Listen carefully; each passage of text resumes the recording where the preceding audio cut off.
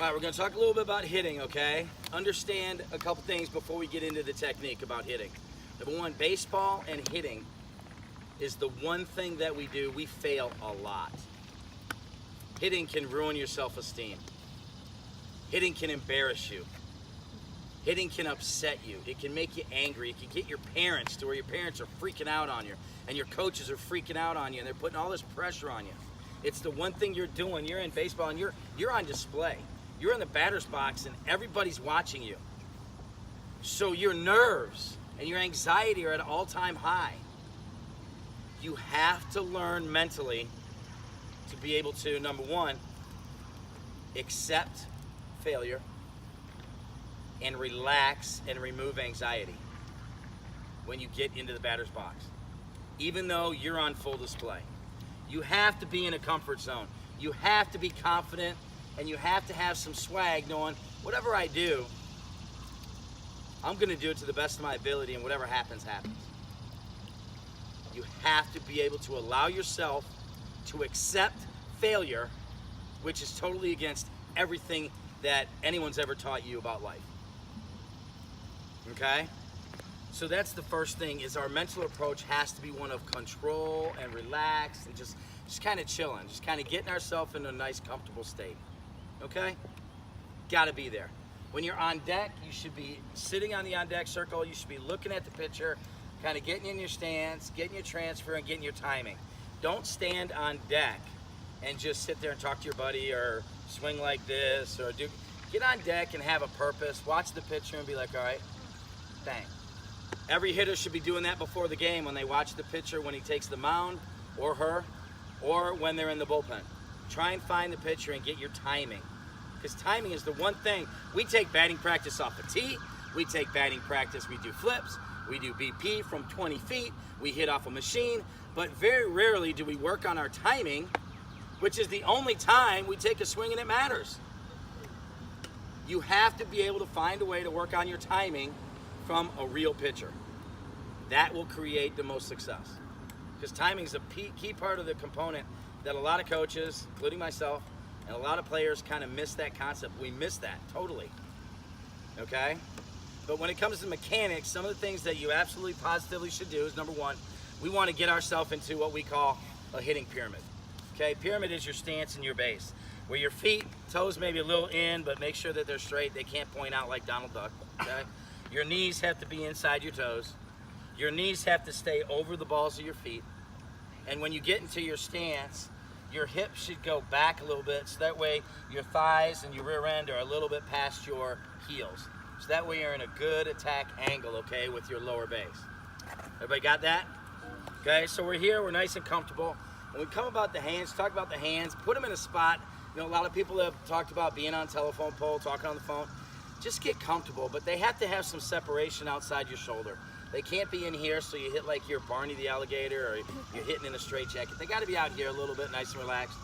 And I know a lot of coaches, a lot of people will tell you, don't wrap your bat, don't wrap your bat.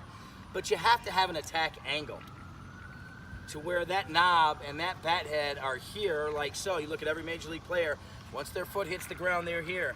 I hate for players to kind of go like this to do it, unless you're older and you're comfortable doing it, because that can really take the bat head a long, long way away from contact, and you're never going to get to the front of the plate like you need to at contact, okay, when you're swinging. So anyhow, just start there with a nice little aggressive attack angle. So that's really your stance, okay? Check your toes, make sure they're straight, make sure your knees are nice and comfortable, and make sure your muscles are loose. Can't be tense.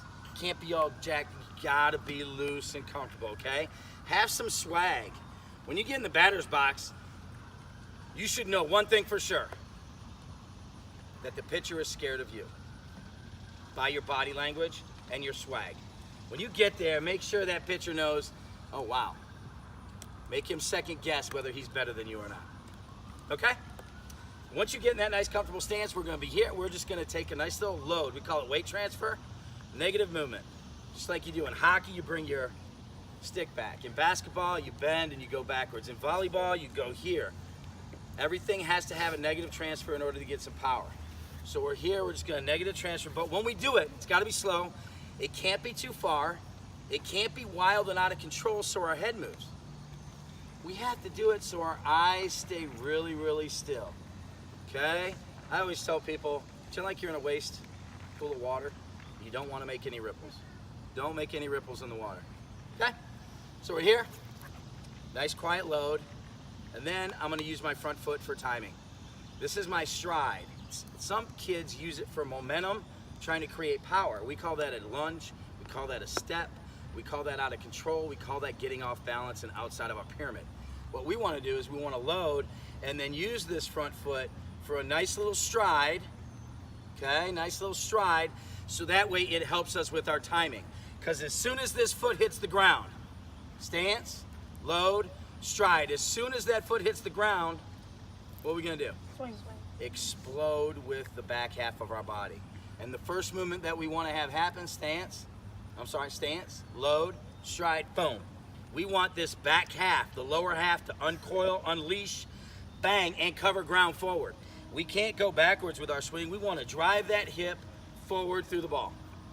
And while that happens, the hands and the back elbow are going to kind of jump on board, so we get this back elbow to power slot, and we get the barrel to the front of the plate being in front of your front foot.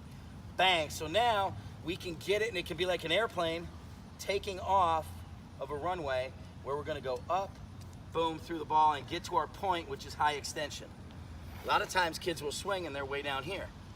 You got no extension. You got no lift. You have to get backspin lift.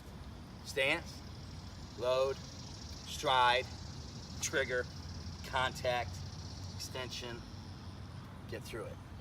Finish up over your shoulder. Okay? Who here has heard the word launch angle?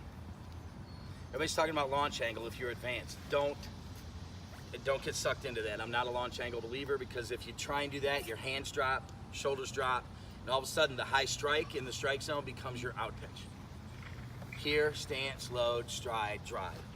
Get to the front of the plate, aim for the front of the ball or the top of the ball, and get backspin. If you hit the ball with backspin, it's going to get lift, it's going to get carry. Okay?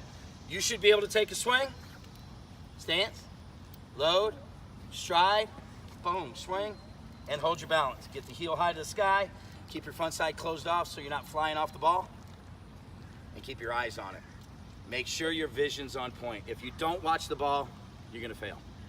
Don't forget about that part of the equation. Okay? Awesome. Thanks, guys.